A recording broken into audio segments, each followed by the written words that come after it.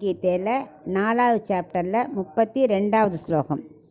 ஏவம் பகுவிதா யஜ்ஞா விததா பிரம்மணோ முகே கர்மஜான் வித்திதான் சர்வான் ஏவம் ஞாத்வா விமோக்ஷசே.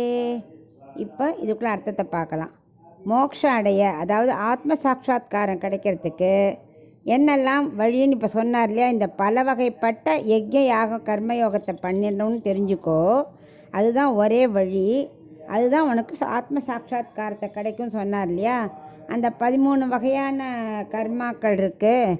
அந்த கர்மயோகிகள் பண்ணின்னு இருந்தாலே, யாகம் யஜ்யம் எல்லாம் சொன்னாலே அப்படின்னா, அப்போ கர்மயோகம் பண்ணால் அதுலேருந்து கர்மயோகம் கர்மத்துலேருந்து பிறக்கிறதுன்னு சொல்கிறாளே, அது எப்படி அப்படின்னு கேட்குறான்.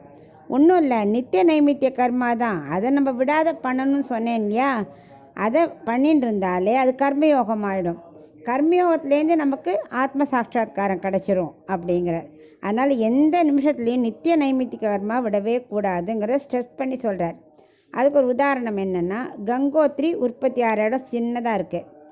ஆனால் அப்படி வர வர நடுவில் பல ஆறுகள் கலைஞ்சு அது அப்படியே கலந்து ஒரு மைல் அகலத்துக்கு போய்டுறது.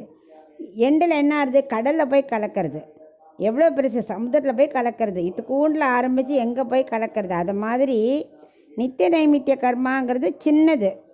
நம்ம டெய்லி 5 பஞ்சமகா யஜ்யங்கள் அதை பண்ண பண்ண பண்ண பண்ண முள்ள அது ஆறுகள் கலந்து ஒரு மைல் அகலம் ஆன மாதிரி அது கர்ம யோகமாக மாறிடும்.